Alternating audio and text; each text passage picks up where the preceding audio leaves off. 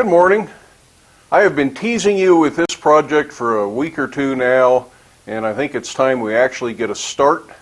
And for those of you who haven't been paying attention, what we're going to do is we're going to work on replicating this cheesy wrought iron grill.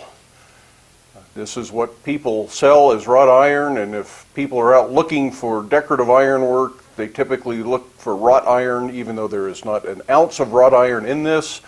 None of it is wrought, none of it is hot forged, none of it was done by a blacksmith. This is all just cut weld. The scrolls have a kink in them because they were held in a mechanical scroll bender, and there's no real forging skill involved in this piece. We're going to make one that involves forge skill. So to do this, our very first step has to be to create a drawing. Maybe not has to be. This grill, in reality, we could use this as a pattern and not ever do the drawing. And because it is so simplistic, you could probably get away with just having a set of measurements and making it fit those measurements. But it's a good habit to get in to do full-size layouts and work to your full-size layout. It gives you something to compare each part to and make sure it fits where it's supposed to fit. And then our grill should fit where it's going to go. To do a full-size layout, you're going to need a few fairly simple drawing tools and measuring tools.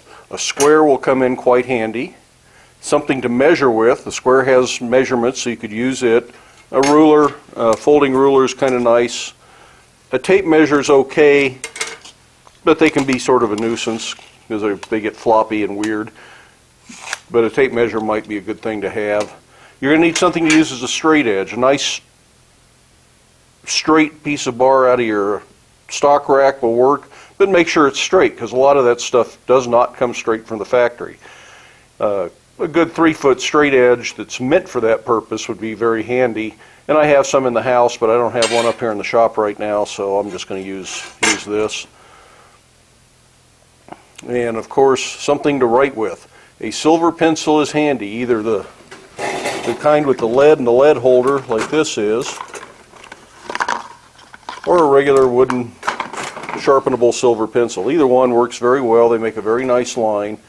Your best line will be from a scribe, but I don't think you'll be able to see scribe lines on the video, so I'm going to do this in silver pencil. And for this project, I think that's going to be fine because this is not really all that critical that it be to within a 32nd of an inch or anything like that. Truth be told, if it's within an inch, it's probably going to be just perfect for what I'm going to do with it. Another thing you need is something to draw on.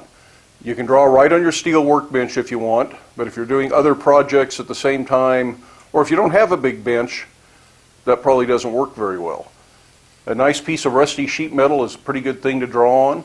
If you don't have rusty sheet metal, if it's all new and clean, spray paint it flat black, and it's real easy to see your layout lines on the flat black sheet metal.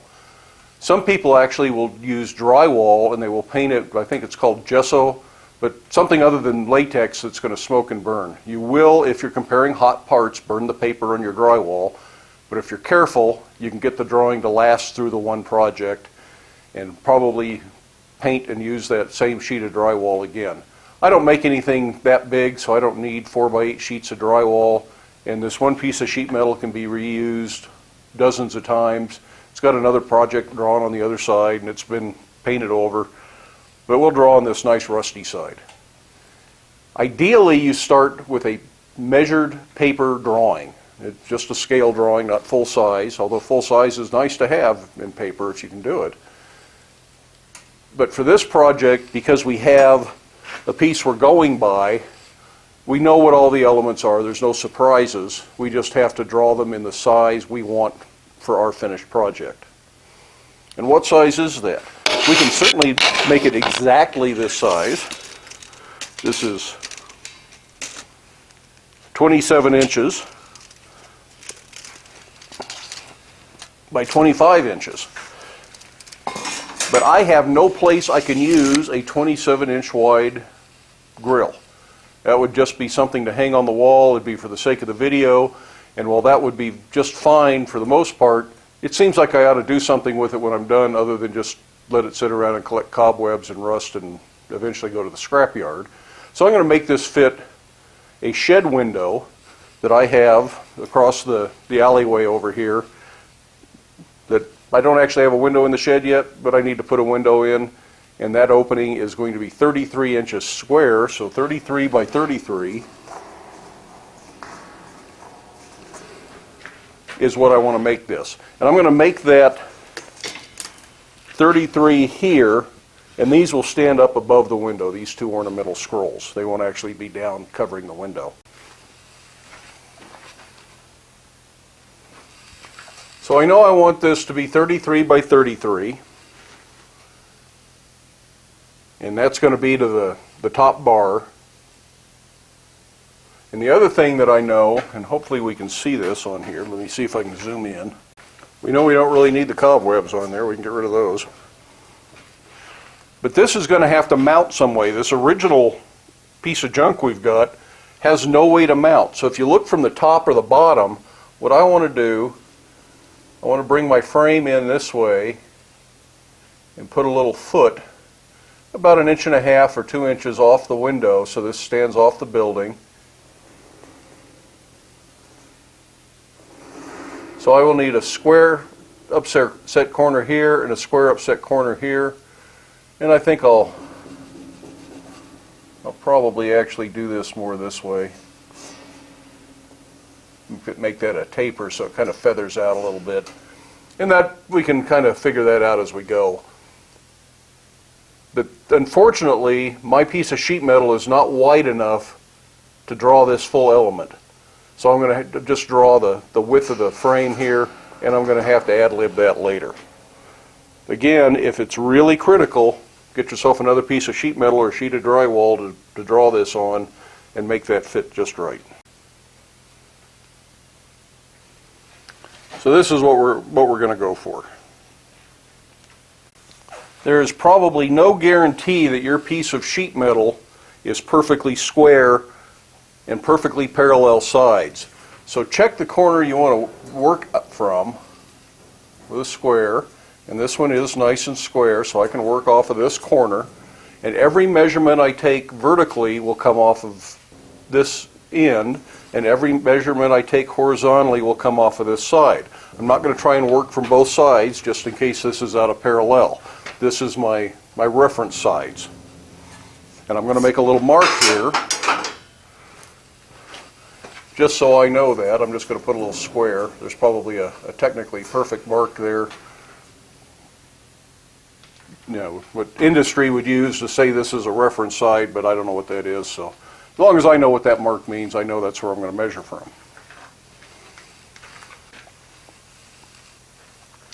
Now my scrolls are 4.5 inches tall. I don't want to draw it right to the top here because I'm going to make some notes in the margin. So I'm going to come down about 6 inches. And that's where the top of the scrolls will be, and therefore 10 1/4 is where I want my top bar of this to be.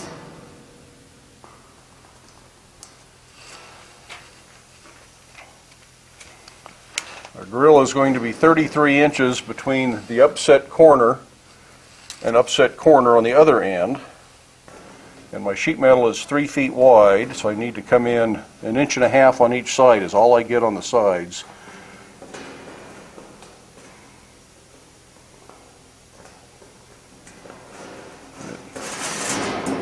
This is actually easier to do laying flat, but I'm going to try and do it vertically so you can see it better. Okay, there's 1.5 inches. That's where my corner will be. So let's connect the lines. Really, there isn't much that I can teach you on this other than just encourage you to make the full-size drawing.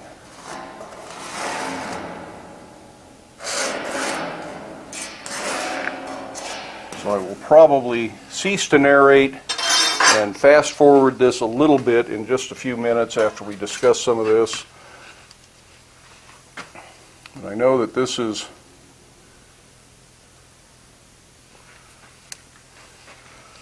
The end of my bar, I know I want 33 inches from the upset to the upset, so we will come. Helps if you measure from the right side of the ruler, and I hope I'm not standing right in front of the camera here too. So here's 33.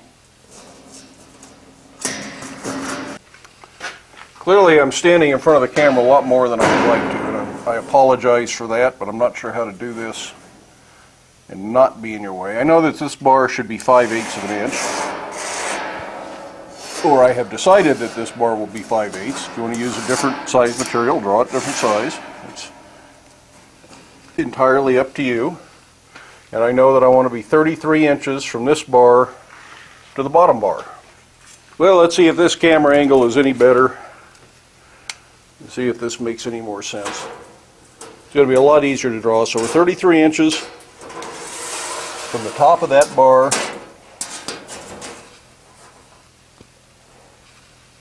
Yep, good thing I did this because my measurement was off. To the bottom of this bar.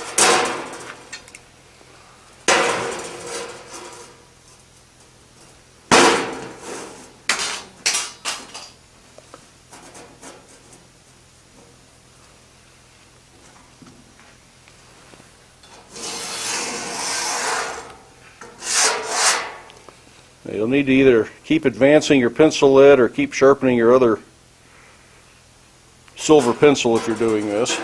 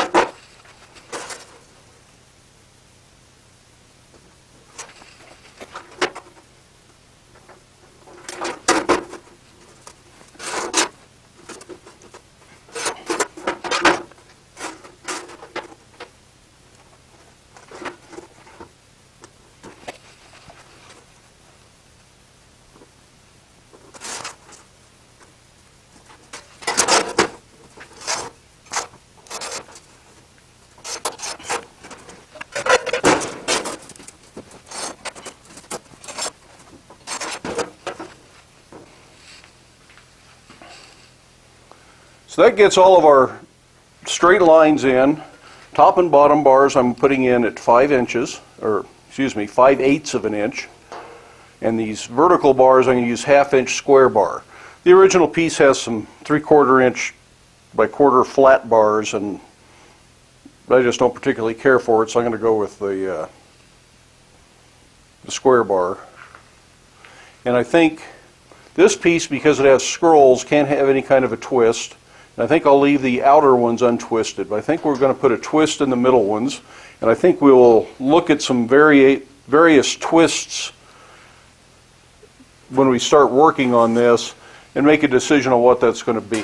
So for now, I just want to draw in something that tells me that I'm going to twist it, and I know that this is not the twist that these bars are going to have. We're going to deal with that as we do it. So the next thing to do is to draw in our scrolls.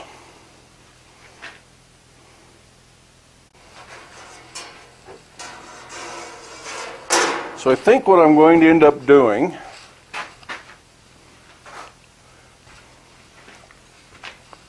I'm going to use this as a visual reference. These come all the way out to the end. And it's a little bit smaller on this side. Now I'm going to freehand these.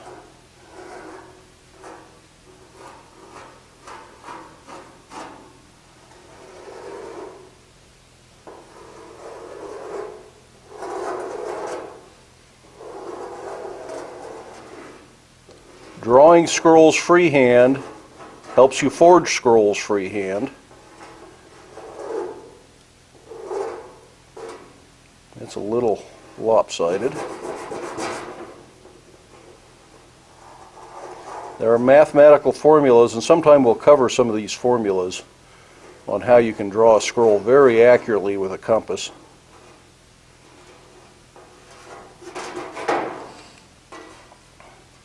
That's pretty good there. So that's the scroll we're going to use. Something very similar to that. We will try to forge it a little bit more accurately than what I just drew it.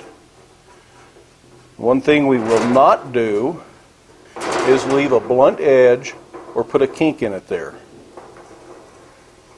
We will taper the ends out, and we will do something much nicer on the ends.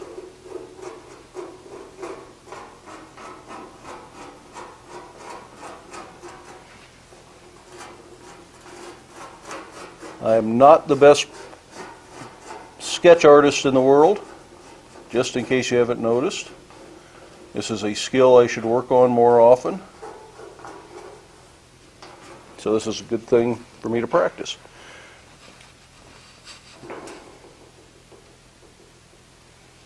Now these scrolls, we have a choice of how to attach them. We can rivet or we can collar. I definitely want to put a collar in here for these two scrolls to attach with side by side. And when we do these, we will collar here and we will collar there. There's no doubt about that. But I think this might look better riveted. Plus that adds another technique, and we'll have to make some riveting tools. And this one, I think, we may really challenge ourselves and bring the tenon from this picket all the way through and pin that scroll in with it. It's going to take a little bit of creative forging, and this scroll may end up being a little wide up there to pull that off. So I may change my mind on that. I may not. I'm going to make all four scrolls identical, so I'm not going to bother drawing these in here. I'm going to follow one pattern. I guess I can go ahead and draw one just for the sake of it.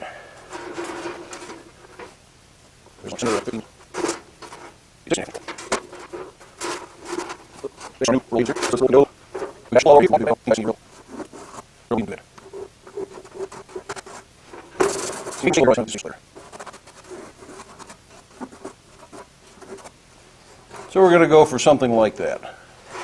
And this scroll I know I've drawn really horribly, and for a more important piece I'd probably take more time with it, but I also don't want to bore you to death on a video and have you watch me draw scrolls for the next 20 minutes.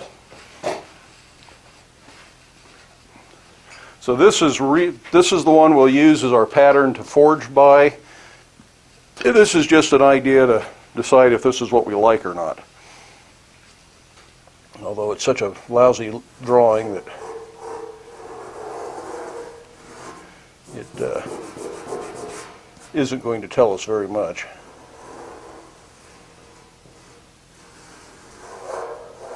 So clearly I need to practice drawing scrolls more. I'd encourage you to practice drawing scrolls on paper before you do this.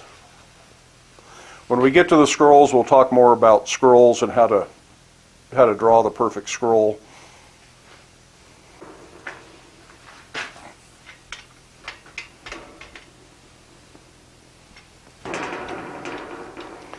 So here's our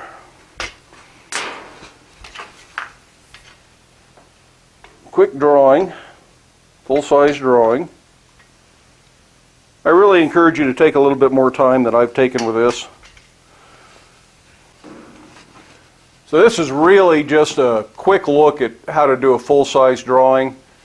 If I were making a window grill for a customer, I would put several hours into making this pattern on a piece of sheet metal to make sure it is exactly what I want. I'm cutting some corners here, and I'm not encouraging you to do that.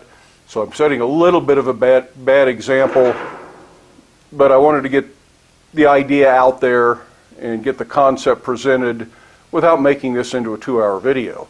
There doesn't need to be. Drawing is somewhat boring to watch other people use a straight edge and draw pencil lines on a piece of sheet metal. But take your time, do a little better job than this if you're going to make a full-size drawing. But again, this project, it really doesn't matter. We could wing this with no drawing and make it work because it's going on the outside of a window, and if it's a little bit big or a little bit small, it's still going to protect the window and provide the security that a set of bars like this is meant to provide. If it has to fit inside a window, or if it's a stair railing that has to fit between some posts, or a wine cellar door that has to fit between $50,000 worth of custom stonework, your drawing's got to be dead on. Make it perfect. If it's not perfect, fix it.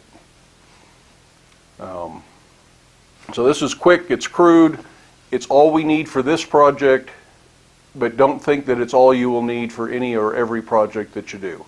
And I'm sorry I'm making excuses, I know that's what I'm doing, but that's just really all the time I've got to make a video right now. And again, it's all the drawing we need for this project. It's got all the elements we have to have, it's got all the size relationships we have to have, and we're going to be able to make our project just fine off of this video. So where do we go next? First, as you look for the series of projects, I'm not going to just start off with window grate part 1, window grate part 2, window grate part 3, because I noticed that part 1s get a lot of views, part 2s get a few views, and by the time you get to part 4, nobody's watching anymore. So I'm going to try and title these videos based on what the subject is. So today's subject will be making a full-size layout. The next thing we will cover is making these top bars, and they will be upset corners. So as we discussed earlier, this corner detail, we're going to do that double upset, and we're going to have to do some experimentation and test pieces. So we'll title that so you know that's the element we're working on, and somewhere else I'll put window grill part 2, maybe at the very end of the title so it doesn't distract people. And each of these videos should have some standalone element that is worth watching the video for, even if you are not trying to recreate this grill. As we get into the grill, we're going to need to make tools. For this top bar, I don't think we're going to have to make any tools. It's just going to be forged, upset square corners, make it fit. So it's going to be a test piece, do the project, make sure it's right, make another bar to match it, and that'll be all. I thought about doing slit drifted corners or holes, slit and drifted holes for the pickets. And I thought about punching them, but I think that gets into just a few more problems with trying to make everything fit, because as you punch or as you slit and drift, this bar changes length. So you have to do a lot more test pieces to know how much material to allow, and a lot more fiddling to make sure everything is right. And while that would look good, I don't want to make this into too advanced of a project. I'm going to try and keep each element and the assembly process within the scope of a beginner that's been doing it for a while, or an intermediate blacksmith. I don't want this to be a big advanced project. So I think we're just going to drill the holes in the 5/8 bar. They're going to be 1/4 inch tenons, plenty of meat in that bar to hold it, and this isn't going to have much stress anyways. So that's where we're going to go with this. I hope that you found that of some value. I know this isn't the most exciting subject matter that we'll ever do a video on. Hopefully the next one will be better. We'll start doing test pieces. We'll start forging corners.